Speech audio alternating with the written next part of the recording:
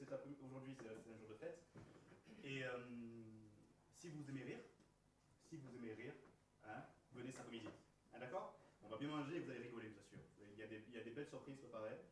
Et vous surtout, même pas, vous allez rire, vous avez intérêt à rire. Parce que sinon, nous, on ne fait plus rien, d'accord? On ne prévoit plus rien, plus de vidéos, plus rien. Sinon, au moins, faites semblant pour que ça nous encourage, vous voyez? C'est-à-dire, en gros, si je viens vous voir, je dis, ah, Mimon, c'était trop rigolo. Hein, mais jouez bien la comédie, d'accord, s'il vous plaît. Hein. Ah ouais, vous n'aurez même pas besoin de jouer la comédie parce que ça sera rigolo. Hein? Alléluia. Alléluia. Donc, en plus, on aura une bonne nourriture matérielle. Et ce matin, une bonne nourriture spirituelle. Amen. Alléluia. Tout d'abord, avant de commencer, je vais continuer sur ce de ce dont avait parlé le pasteur la semaine dernière sur ne vous inquiétez de rien. Alléluia. Et avant de commencer, une petite introduction. C'est vrai que j'avais envie de vous partager quelque chose. C'était le fait que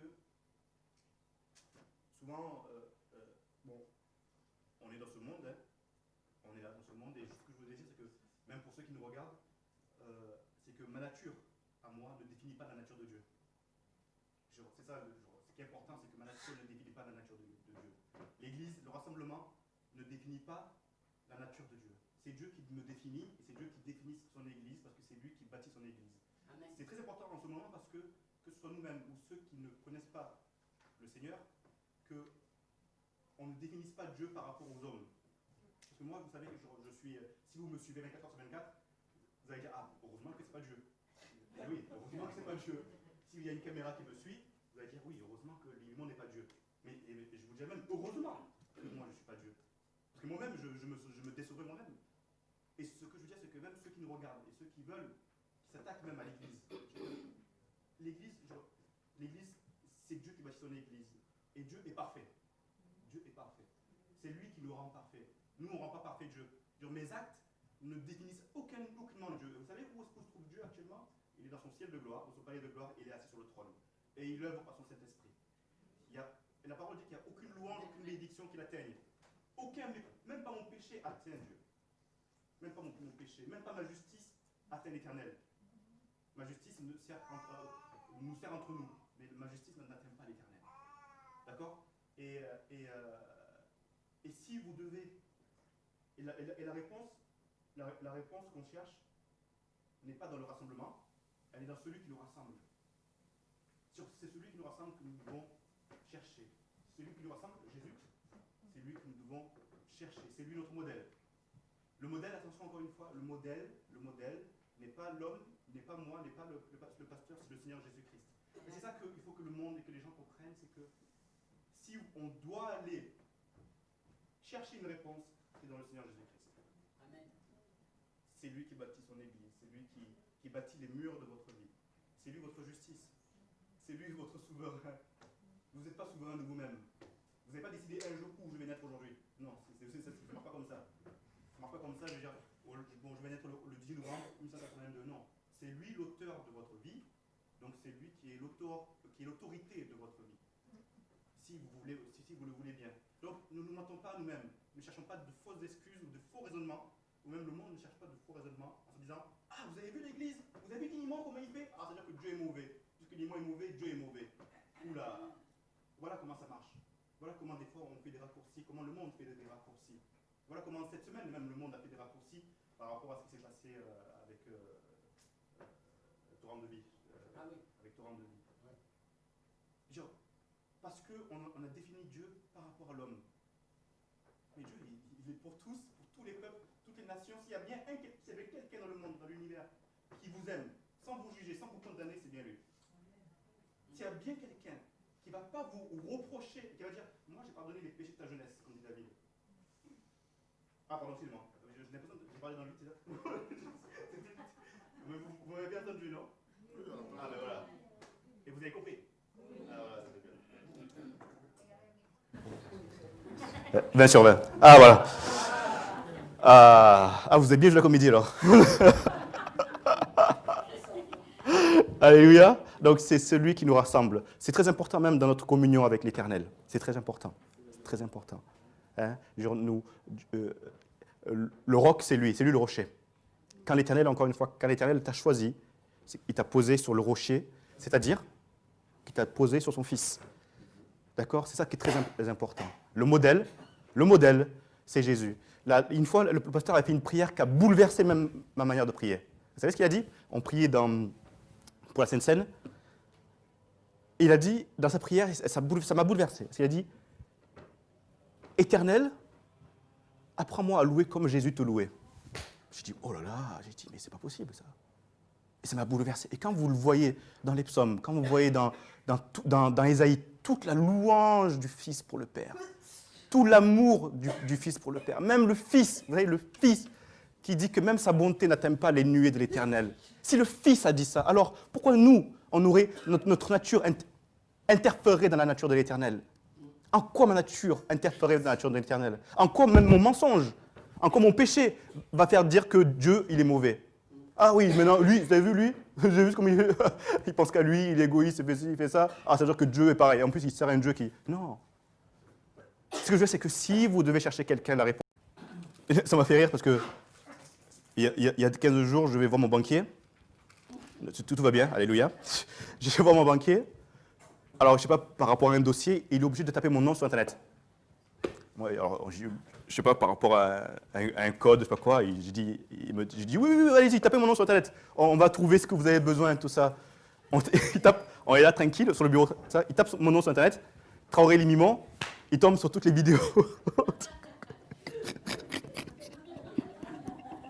Il tombe sur toutes les vidéos des messages.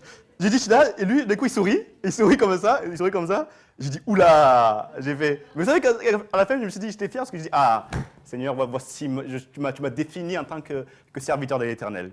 Je suis défini en tant que serviteur de l'Éternel. J'avais pas honte, mais ça m'a fait sourire. Et en plus, je l'ai vu sourire, il n'a pas parlé. J'ai envie de demander, mais pourquoi tu as souri?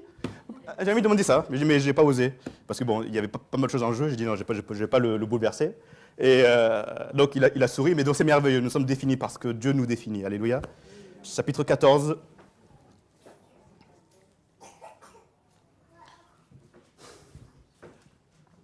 Donc, Osée chapitre 14. Israël, reviens à l'Éternel, ton Dieu, car tu es tombé par ton iniquité. Apportez avec vous des paroles et revenez à l'Éternel. Dites-lui, pardonne toutes les iniquités et reçois-nous favorablement. Nous t'offrirons au lieu de taureau l'hommage de nos lèvres. L'Assyrien ne nous sauvera pas, nous ne monterons pas sur des chevaux, et nous ne dirons plus à l'ouvrage de nos mains, notre Dieu. Car c'est auprès de toi que l'orphelin trouve compassion. Je réparerai leur infidélité, j'aurai pour eux un amour sincère, car ma colère s'est détournée d'eux. Je serai comme la rosée pour Israël, il fleurira comme le lys, et il poussera des racines comme le Liban. Ses rameaux s'étendront, il aura la magnificence de l'olivier et les parfums du Liban. Ils reviendront s'asseoir à son ombre, ils redonneront la vie au froment, et ils fleuriront comme la vigne. Ils auront la renommée du vin du Liban. Éphraïm, qu'ai-je à faire encore avec les idoles? Je l'exaucerai, je le regarderai, je serai pour lui comme un cyprès verdoyant. C'est de moi que tu recevras ton fruit. Que celui qui est sage prenne garde à ces choses, que celui qui est intelligent les comprenne, car les voies de l'Éternel sont droites, les justes y marcheront, mais les rebelles y tomberont. Osée, vous connaissez l'histoire d'Osée. Osée, Dieu a demandé à Osée de se mettre avec une prostituée. Et pourquoi? Parce que c'était une image de la relation qu'avait Dieu, l'Éternel, avec Israël. Pourquoi la prostituée? Parce que, c'est une image, bien sûr, puisque Israël allait d'idole en idole. Et l'Éternel voulait montrer à quel point son amour est incroyable pour Israël, malgré le fait qu'ils allaient d'idole en idole. D'accord? Et nous voyons que dans le dernier chapitre d'Osée, nous voyons une conclusion, nous voyons que nous connaissons l'intention de l'Éternel pour son peuple. Dieu a choisi de racheter Israël malgré la rébellion et le fait que Israël ait le cou raide. À chaque fois, Dieu manifestait son amour à Israël et à chaque fois, Israël allait d'idole en idole.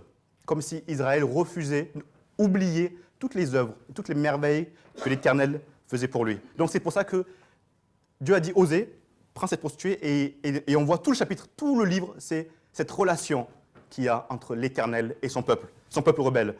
Mais lorsque Israël reviendra à l'Éternel, Dieu dit, je ne me détournerai pas d'eux. Il ne va pas se détourner d'Israël. Même s'il le méritait, même si on dit, ah mais Israël le mérite, non. Même si Israël le méritait, Dieu ne se détournera pas d'Israël. Il leur fournira même la guérison et un foyer. Genre, il accueille l'orphelin et il fait de l'orphelin son enfant. Alléluia. Et donc, il dit, vous aurez une maison, je vous accueillerai, vous demeurerez en moi, vous demeurez dans mon palais, vous demeurez sous mon aile et sous mon ombre. Et il va permettre à Israël de lui appartenir à nouveau. D'accord? Il va permettre à Israël de devenir encore son peuple. Genre, ce qui est merveilleux, c'est qu'on a l'impression que l'histoire peut se répéter indéfiniment et à chaque fois Dieu va dire oui, revenez à moi. Genre, ça peut durer d'une éternité. On va se dire, mais l'Éternel est tellement, son amour est tellement infini qu'il dira toujours, revenez à moi, je suis toujours disponible avec vous, je vais toujours vous donner une solution pour vous rapprocher de moi. Et en plus de ça, il dit, il permettra à ce peuple de s'enraciner en lui. Ce peuple va s'enraciner en lui. Genre, comme il dit par rapport au Liban, au cèdre du Liban, les racines d'Israël, les racines du peuple vont s'enraciner en l'Éternel, en Jésus. Alléluia. Et ils seront féconds. À cause de quoi? À cause de sa fidélité et de sa compassion. C'est-à-dire que la nature d'Israël n'a pas influé sur la nature de l'Éternel. Et heureusement. Heureusement, parce que c'est pour ça que j'ai dit tout à l'heure, c'est très important. La nature d'Israël n'a pas influé sur la nature de l'Éternel. Parce que si la nature d'Israël avait influé sur la nature de l'Éternel, c'était terminé. C'était coupé. Fini. On sait que l'Éternel est redoutable, donc ça aurait été fini. Il a dit, c'est fini, je ne veux plus entendre parler. Et quand même, il a dit ça plusieurs fois, même de sa part, il a dit, éloigne-toi, éloigne de moi de ce peuple. Même si Élie m'implore, éloigne de moi ce peuple. Mais à chaque fois, malgré qu'il ait dit ça, il est resté quand même accessible à son peuple. Et au lieu de les couper pour toujours, Dieu leur donne un avenir. Il leur décrit un avenir. Un avenir radieux avec lui en tant que son peuple. Il les a choisis pour qu'ils lui appartiennent pour l'éternité. Il y a peut-être un parallèle, et nous avons dans Jérémie, un parallèle incroyable, et en plus moi-même je l'ai utilisé ce passage pour mon mariage. Hein. Et ce passage, c'est dans Jérémie. Et ce passage révèle le cœur de Dieu. Voilà, si vous voulez connaître le cœur de Dieu, ce passage va révéler le cœur de Dieu pour vos vies et pour votre espérance et pour ce que vous aspirez. Il va vous révéler. Jérémie, chapitre 29, verset 11. « Car je sais les pensées que je forme pour vous, dit l'Éternel, pensées de paix, non de malheur, pour vous donner un avenir et une espérance. » Quand on prend, ça c'est la traduction de Louis II, quand on prend la traduction Osterwald, il est dit, car je sais les pensées que je forme pour vous, dit l'Éternel, pensées de paix et non d'adversité. Dieu n'est plus ton adversaire. Dieu n'est pas l'adversaire d'Israël. Dieu n'est plus l'adversaire de son peuple. Dieu n'est plus l'adversaire des rachetés. Je ne suis plus votre adversaire. Il n'y a plus rien entre vous et moi, parce que c'est selon son bon plaisir. Il n'y a plus d'adversité entre vous et moi, parce que je sais les pensées que je forme pour vous. Lui-même, avec les pensées innombrables, qui sont aussi nombreuses que le sable, toutes ces pensées innombrables sont que des pensées de paix pour vous, que des pensées de bonheur pour vous et d'amour. Dieu a constamment rappelé à son peuple son amour tout au long de leurs épreuves. Tout au long de leurs épreuves, il a manifesté son amour, il a manifesté sa fidélité, il a manifesté sa grâce, leur assurant que lorsqu'ils se repentiraient et le chercheraient, il les ramènerait à lui. Il les ramènerait à lui. Ils n'ont pas la capacité, eux, ils n'avaient pas la capacité de revenir à lui. C'est lui qui les amène à l'Éternel. Il y a un passage dans le Cantique des Cantiques, le premier chapitre. Le premier chapitre qui dit, il dit « Entraîne-moi dans ta maison ». C'est Dieu qui va venir les entraîner à lui. C'est lui qui va les attacher à lui parce qu'ils n'ont pas la force. On n'a pas la force de venir. Je vous assure, on n'a pas la force nous-mêmes de venir si ce n'est pas lui qui nous tire à lui. Si ce n'est pas lui qui nous choisit et pour nous attacher à lui. Donc entraîne-nous, entraîne-moi, chapitre 1er des Cantiques, le Cantique, entraîne-moi et j'irai dans ta demeure, dans ton palais, dans ta maison, j'irai coucher dans ta demeure. C'est l'Éternel qui entraîne. Israël ne reviendra pas seulement à l'Éternel, mais l'Éternel s'occupera d'Israël. Quand Dieu nous appelle, il ne dit pas « je t'ai appelé, ça y est, allez, on reste là, on va attendre. » On va attendre. Comme ça, on va attendre, là, tranquille. Ça va? Oui. Vous savez, quand vous attendez comme ça dans une salle d'attente, comme ça, là, genre, avec le téléphone portable des fois, comme ça, genre, il va s'occuper d'Israël.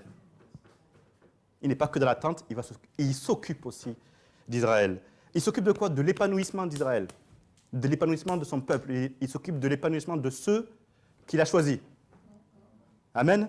Osée, il y a un livre, il y a un verset dans ce chapitre qui dit, chapitre 14, verset 5, « Je serai comme une rosée pour Israël, il fleurira comme le lys, et il jettera des racines comme le Liban. » Dans l'Ancien Testament, le lys est évoqué pour définir le peuple d'Israël. Le lys est évoqué pour définir le peuple d'Israël. C'est une plante, je crois c'est une plante. Et cette plante est utilisée dans la première alliance pour évoquer Israël. On le voit dans le livre des Rois, dans le livre des Chroniques, et dans le Cantique des Cantiques, et dans Osée. Et le Cantique des Cantiques nous montre un échange entre Salomon et la Sulamite. D'accord? C'est un échange d'amour, un échange de... Il y a, la traduction juive, on appelle, c'est un livre poétique. Et ce livre contient de magnifiques comparaisons, ce livre contient de magnifiques métaphores. C'est un échange entre deux personnes qui s'aiment. C'est un échange entre deux personnes qui s'aiment. Et surtout, ça montre vraiment l'attachement et l'amour qu'il y a entre ces deux personnes. À un moment donné, la Sulamite, elle se lève, elle court dans les rues, elle dit « Je cherche celui que mon cœur aime ». Elle va même voir les gardes. « Il est où celui que mon cœur aime ?» Et d'un coup, il a trouvé. Elle a vu qu'il passait, elle a trouvé celui que son cœur aime. Donc ce livre nous montre l'échange entre deux personnes qui s'aiment. Cantique des Cantiques, chapitre 2, verset 2. « Comme un lys au milieu des épines, tel est mon ami parmi les jeunes filles. Comme un lys parmi les épines, tel est mon ami parmi les jeunes filles. » C'est comme un lys parmi les épines, tel un ami parmi les jeunes filles, ami de Dieu, ami de l'Éternel, comme un lys magnifique. L'Éternel dévoile son cœur, il dévoile tout l'amour qu'il a pour son peuple, tout l'amour qu'il a pour son peuple, tout l'amour infini. Et ce passage, j'imagine que quand vous avez entendu lys, qu'est-ce que ça vous a fait penser? Matthieu. Cet après-midi, il y en a plein qui ne mangeront pas. Cet après-midi, il y en a plein qui ne mangeront pas. Ça nous amène dans le chapitre de Matthieu, chapitre 6. On va aller à Matthieu, chapitre 6. Chapitre 6, versets 25 à 34. Vous savez, tout ça nous montre à quel point ce livre est un. On ne peut pas le dissocier. Ce livre, il est un. C'est ça qui est magnifique. Il y a une référence dans Osée, et d'un coup, on voyage plusieurs siècles plus tard dans Matthieu. Et ça ne se renie pas, et ça se complète, c'est magnifique. Matthieu chapitre 6, versets 25 à 34. 34, Matthieu 6, 25, 34. Voilà, j'arrive. Exactement. 25 à 34. C'est pourquoi je vous dis, et c'est Jésus qui parle, c'est pourquoi je vous dis, ne vous inquiétez pas pour votre vie de ce que vous mangerez, ni pour votre corps de quoi vous serez vêtus. La vie n'est-elle pas plus que la nourriture, et le corps plus que le vêtement? Regardez les oiseaux du ciel, ils ne sèment ni ne moissonnent, ils n'amassent rien dans les greniers, et votre Père céleste les nourrit. Ne valez-vous pas beaucoup plus qu'eux? Qui de vous, par ses inquiétudes, peut ajouter une coudée à la durée de sa vie? Et pourquoi vous inquiétez au sujet du vêtement? Considérez comment croissent les lys des champs. Ils ne travaillent ni ne filent. Cependant, je vous dis que Salomon, même dans toute sa gloire, n'a pas été vêtu comme l'un d'eux. Si Dieu revêt ainsi l'herbe des champs qui existe aujourd'hui et qui demain sera jetée au four, ne vous vêtira-t-il pas à plus forte raison, gens de peu de foi? Ne vous inquiétez donc point et ne dites pas, que mangerons-nous? Que boirons-nous? De quoi serons-nous vêtus? Car toutes ces choses, ce sont les païens qui les recherchent. Votre Père céleste sait que vous en avez besoin. Cherchez premièrement le royaume et la justice de Dieu, et toutes ces choses vous seront données par-dessus. Ne vous inquiétez donc pas du lendemain, car le lendemain aura soin de lui-même. À chaque jour suffit sa peine. Alléluia. Tout ça, tout ce qu'on vient de lire, est la résultante de son amour. Tout ça, ce qu'on vient de lire, c'est tout ce qui inclut l'amour de l'Éternel. Tout ça, c'est un package. D'accord? C'est un package dans l'amour de l'Éternel. Où nous avons un conteneur, et dedans, il y a tout l'amour de l'Éternel pour nous. Amen. La beauté du lys, et ce que veut nous dire le Seigneur Jésus-Christ, c'est que la beauté du lys ne dépend pas de son travail. Le lys n'est pas merveilleux à cause de son travail, et le lys n'est pas inquiet pour sa beauté. Le lys, quand il pousse, il ne se pose pas de questions sur sa beauté. Il ne se pose pas de questions sur sa magnificence. Le lys ne se pose pas de questions et ne galère pas, comme on dirait nous à Marseille, ne galère pas pour être joli et pour être magnifique. Alors pourquoi nous, on s'inquiéterait de notre beauté? Pourquoi on serait inquiet de notre beauté? Pourquoi on serait inquiet de comment nous allons grandir? Puisque je vais vous dire un secret, la beauté que nous avons est juste le reflet de la beauté de l'Éternel. C'est juste la beauté du reflet, c'est juste le reflet de l'Éternel sur nous. Et là, je dis, ah, comme il est magnifique. Il ressemble à un lys. Et cela dépend seulement de la bonté de notre Seigneur. Ma beauté ne dépend pas du tout de ma volonté. Je ne décide pas aujourd'hui de dire, aujourd'hui, je suis magnifique. Aujourd'hui, je suis beau. Aujourd'hui, je suis aussi joli qu'un lys. Aussi joli qu'un lys des champs. Parce que je m'imagine avec des pétales, c'est pour ça. Ma beauté ne dépend pas, elle dépend seulement du bon plaisir de l'Éternel, et elle dépend seulement de la bonté de l'Éternel. Je compte et j'espère seulement sur la bonté de l'Éternel pour croître en bonté, pour croître en sagesse, sans m'inquiéter et sans œuvrer pour. C'est ça, entrer dans le repos de l'Éternel. Le psaume dit du peuple, il dit « Et ils n'entreront pas dans mon repos ». Mais avec l'alliance, nous, on rentre dans le repos de l'Éternel. C'est ça que le lys, il est dans le repos de l'Éternel, parce qu'il ne s'inquiète pas du lendemain. Et il ne s'inquiète pas de sa beauté. Puisque sa beauté, sa justice, sa gloire, sa joie, elle est dans le Seigneur Jésus-Christ. C'est-à-dire que le Seigneur Jésus-Christ a œuvré et œuvre continuellement pour vous. Continuellement pour vous. Nuit et jour, il œuvre pour vous. Vous n'avez rien à faire. Rien à faire. Tout à l'heure, on n'avait rien à faire. Voilà, comme ça, comme d'habitude, comme ça, comme on sait faire, nous, tranquille, on est là, on est en paix. On n'a rien à faire. Comme le lys des champs. Le lys espère seulement en la beauté de l'Éternel. Le psaume 147, un psaume merveilleux, qui dit « Il couvre les cieux des nuages, il prépare la pluie pour l'arroser, il fait germer l'herbe sur les montagnes, il donne la nourriture au bétail, aux petits du corbeau quand il crie. » Et voilà ce qui est important. Voilà ce qui est important. Ce n'est pas dans la vigueur du cheval qu'il se complaît, ce n'est pas dans les jambes de l'homme qu'il met son plaisir. L'Éternel aime ceux qui le craignent. L'Éternel aime ceux qui espèrent en sa bonté. C'est-à-dire que toutes mes gesticulations ne veulent pas dire que « Oh, Limon, comme tu bouges bien, je reçois tout mon amour.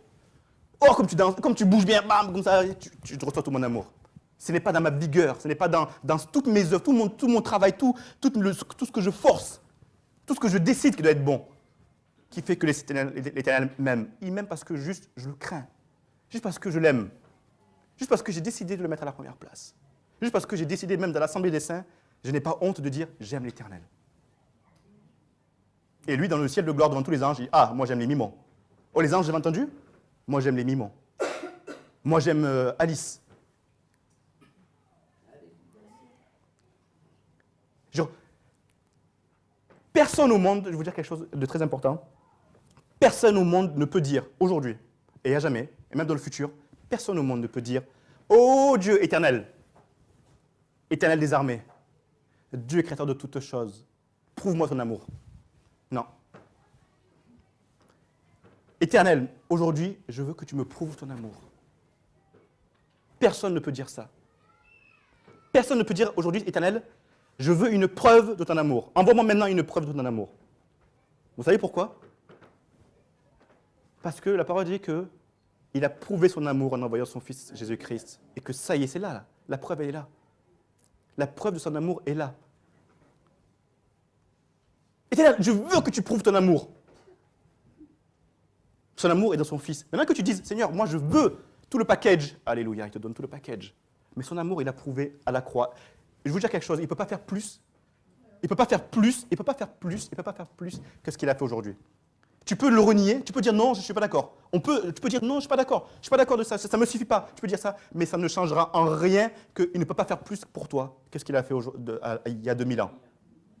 Qu'est-ce qu'il peut faire de plus pour toi en te disant tu es libre, tu n'as plus de péché, plus de culpabilité, tu es merveilleux, tu es beau, tu es belle, tu es intelligente, tu as ma science, tu es saint, tu es éternel, tu seras glorifié. Qu'est-ce que vous pourrez espérer de plus?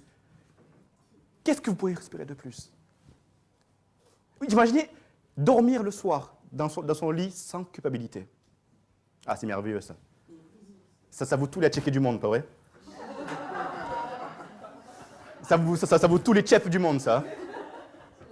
Hein? Ça vaut toutes les blanquettes du monde, ça, pas vrai? Ça, c'est pour ceux qui ne sont pas africains. Ça vaut toutes les blanquettes du monde. Ah oui? Voilà, et les deux aussi, exactement. Pour vous dire que la bénédiction qu'il te donne, le package qu'il te donne, n'a pas de mesure, n'a pas d'équivalent sur terre. N'a pas d'équivalent sur terre. Il a manifesté ses œuvres et ses voies à Moïse. La parole de Dieu dit qu'il a manifesté ses œuvres et ses voies à Moïse. Et il a manifesté une œuvre encore plus grande à toi, le chemin, la vérité et la vie. Il t'a manifesté encore plus grande le chemin, la vérité et la vie, incarnés dans le Seigneur Jésus-Christ. C'est-à-dire que si il t'a dit, si le Seigneur dit, le Saint-Esprit te prend et te dit, voici, je te mets sur le chemin. En face de toi, tu as la vérité et tu vas dans la vie. Est-ce que le fait d'aller dans la vie, va dire, ah, Seigneur, je pense que quand tu vas me donner la vie, il va manquer des choses. Il va manquer, Seigneur, il va me manquer des habits, il va me manquer de la nourriture, il va me manquer, non.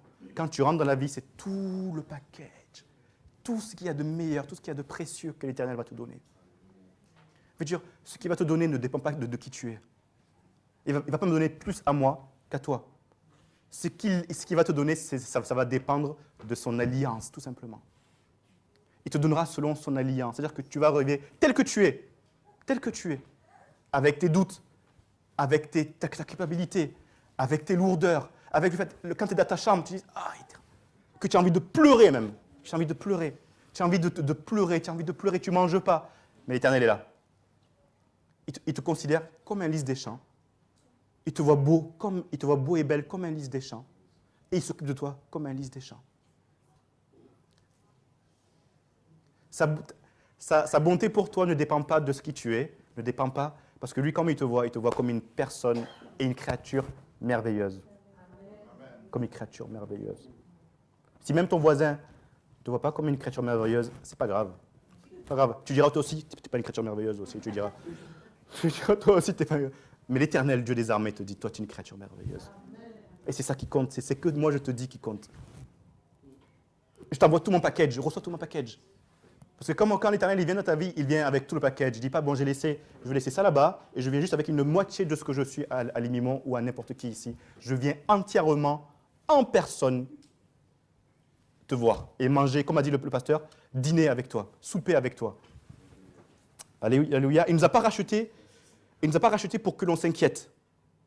Il nous a rachetés pour que nous puissions chercher constamment le royaume de Dieu et sa justice. Il nous a rachetés pour que nous cherchions le royaume de Dieu et sa justice. Et ça, mes frères, c'est ça, craindre l'Éternel. Craindre l'Éternel, c'est quoi? C'est chercher son royaume et sa justice. Qui, dites-moi un instant, qui, dans l'univers, depuis la création du monde, peut vous dire, ah, Limon, il faut que tu aimes ton ennemi. Limon, il faut que tu pries pour ton ennemi. Limon, il faut que tu donnes sans attendre en retour. Limon, il faut que tu prêtes sans intérêt. Limon, il faut que tu sois capable de mourir pour ton frère. Qui? Est-ce qu'il y a un homme qui s'est réveillé un matin et qui a dit « Oula! Je crois qu'il faut que... Oula, aujourd'hui, j'ai... Oh! Aime ton ennemi. » Non, ça n'existe pas.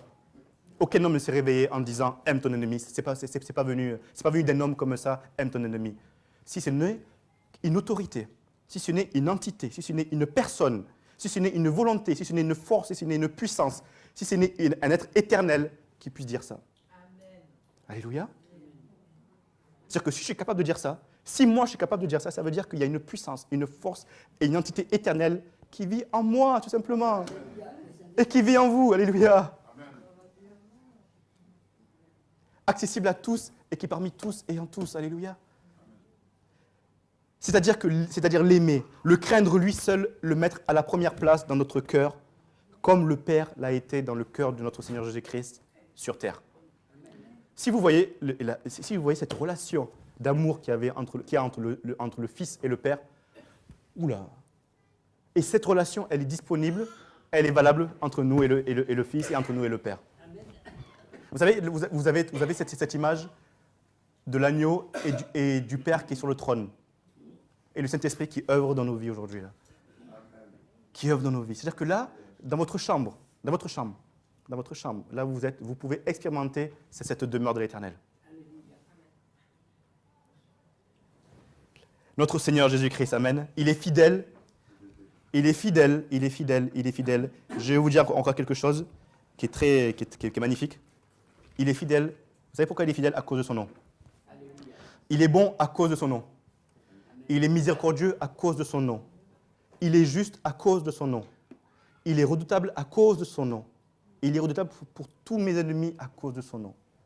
Tout ce qu'il fait est la cause de son nom. Sa fidélité, il est fidèle que parce que son nom est fidèle. Il ne peut pas se renier. C'est-à-dire que si tu invoques l'Éternel et que tu dis, comme on fait tous ces hommes de Dieu et ces femmes de Dieu audacieux et audacieuses en disant « Éternel, lève-toi, toi qui es fidèle, parce que c'est son nom qui est fidèle. » On ne dirait pas que Dieu est fidèle si son nom n'était pas fidèle. Parce qu'il est et il fait ce qu'il est. Il agit parce qu'il est. S'il agit avec fidélité dans ta vie, parce qu'il est fidèle à cause de son nom. Encore une fois, quand Jonathan est venu voir David en disant « Tu as péché, mais Dieu t'a pardonné, tu ne mourras pas. » Il a dit « Tu ne mourras pas. Mais l'épée reste dans ta maison. » Pourquoi? Pourquoi l'épée reste dans la maison? Parce que le nom d'Éternel a été blasphémé. Parce que le nom de l'Éternel a été blasphémé. Le nom de l'Éternel a une telle importance. C'est pour ça que quand on dit le nom, on dit Jésus, que ça a une puissance. Parce que dans le nom de l'Éternel, il y a tout ce qu'il faut. Il y a la guérison, il y a la joie, il y a la paix, il y a la compassion, il y a la miséricorde. Et tout ce qu'il fait, c'est à cause de son nom. C'est-à-dire que s'il vient, il ne te dira pas « Limon, je viens parce que j'ai vu que tu avais besoin du salut. » Non, je viens parce que je suis le salut. Voilà comment ça marche. Je suis le salut, je suis la joie, je suis l'amour, je suis la paix, je suis la fidélité. C'est moi la personne, c'est moi le véritable. C'est-à-dire quand je viens avec tous ces qualificatifs dans ta vie. Je suis le rocher. Il n'a pas décidé d'être le rocher parce que Limon avait besoin d'un rocher, non. Parce qu'il est rocher, il ne peut pas faire autrement. C'est pour ça que quand il voit le péché, il ne peut pas faire autrement que de ne pas être avec le péché parce qu'il est saint, parce que son nom est saint. Mais il est tellement puissant que le péché s'éloigne en le voyant, dire « Ouh, nous on sait qui il est, on s'enfuit. Nous on sait d'où il vient, on s'enfuit. » Alléluia. Vous savez, dans ces moments de fête où des fois la nostalgie, où des fois la mélancolie nous rôde, nous guette, où des fois la peine nous guette, où des fois le passé. Vous savez, encore, et je termine sur ça. La semaine dernière, j'ai été encouragé, mais d'une force. Je vais vous dire quelque chose. Il y a une fois, je discutais avec ma femme, je disais, tu sais, j'aimerais des fois retourner dans le passé et changer des choses dans mon passé, comme le film Retour vers le futur. J'aimerais retourner dans le passé pour changer, et je voudrais réécrire mon passé. Et une fois, j'étais sur mon canapé, et il y avait une pensée qui dit, tu sais, Limon, on peut réécrire le passé. Je fais mais comment on peut réécrire le passé? Comment on peut réécrire le passé? Vous-même, je vois les gens qui pensent, de quoi ils parlent? De quoi ils parlent? Où est-ce qu'ils veulent nous amener? Oui, et sur mon canapé, c'était, Limon, tu peux réécrire ton passé. Et vous savez comment? Quand on met et qu'on se met dans la perspective de l'éternel. Je vais vous dire pourquoi. Quand je suis venu en France, on est revenu en France avec mes parents en tant que réfugiés politiques. Et quand on est venu en France et quand je vois ce passé, je me dis, purée, on a eu des difficultés, on a galéré. Je dis, ça m'a fait souffrir, ça m'a tourmenté. Genre, à l'école, je n'arrivais même pas à parler. À l'école, j'arrivais même pas j'avais peur. À l'école, j'avais honte. J'étais timide. J'avais peur de mon prochain. Et ça me faisait, même quand j'y pense, maintenant, ça me faisait mal. Et quand le Seigneur a dit, Limon, tu sais que tu peux réécrire ton passé. Et tu sais comment j'ai écrit mon passé? En associant mon passé avec l'Éternel. C'est pour ça que David dit, souvenez-vous des merveilles de l'Éternel. Et quand je me suis souvenu, j'ai dit, Éternel, mais regarde ce que je suis maintenant. Si tu n'avais pas agi dans mon passé, où est-ce que je serais maintenant? Et tu te dis, merci Seigneur pour ce que j'ai vécu dans mon passé. Parce que tu m'as construit et tu étais avec moi. Et mon âme voit les bienfaits que tu as fait dans mon âme. Mon âme voit toutes les merveilles que tu as fait dans le passé. Et c'est ça, réécrire le passé avec l'Éternel. C'est-à-dire que ce qui s'est passé ne dépend pas des circonstances de mon maman ou de mon papa ou de leur intelligence ou de leur audace. Ça dépendait juste du bon plaisir de l'Éternel. Et quand j'ai associé le bon plaisir de l'Éternel avec mon passé, oh là là, la joie. Parce que vous savez à quel point ça fait une joie de se dire que le Créateur de l'univers s'occupe de vous. C'est ça, réécrire le passé avec l'Éternel. C'est-à-dire qu'on voit les bontés. L'âme de David était triste. David était triste. Il était accablé, il était triste. Accablé par le nombre de ses ennemis, il était triste. Mais vous savez qu'il a dit? Il a dit, mon âme, souviens-toi des bienfaits éternels. Et bam, le présent a été impacté. Le présent a été impacté en se souvenant tout simplement des miracles éternels. Quand tu te souviens que la mer Rouge a été séparée en deux, et que le Jourdain s'est arrêté à droite et s'est arrêté à gauche, et que l'Arche de l'Alliance est passée parce que le Seigneur Jésus est passé, et que rien ne peut entraver son chemin, alors imagine et crois avec foi que Dieu a agi dans ton passé. Et moi, je crois aujourd'hui que Dieu a agi dans mon passé pour que je sois maintenant devant vous. Pour que je sois maintenant sauvé devant vous. Enfant de Dieu devant vous. Parce que c'est lui qui a guidé mes pas. C'est lui qui a guidé mes pas. C'est lui qui est venu fermer. Et c'est ça. Ça, c'est s'occuper. Ça, c'est Dieu qui s'occupe du lys des champs. Ça, c'est Dieu qui s'occupe de vous comme des plantes merveilleuses, enracinées comme le Liban, dans le Liban et enracinées dans le rocher des siècles. Alors ne vous inquiétez de rien. Parce que Dieu est avec vous. Vous êtes merveilleux. Et Dieu vous dit que vous êtes encore plus merveilleux que ce que Limon vous dit. Alléluia. Soyez bénis. Que le Seigneur vous bénisse et que dans ces moments où des fois la tristesse, vous n'êtes jamais seul. Voilà, vous n'êtes jamais seul. Vous n'êtes jamais seul. Si vous devez chercher une réponse, cherchez une réponse. Ici, amen. Soyez bénis. Soyez bénis.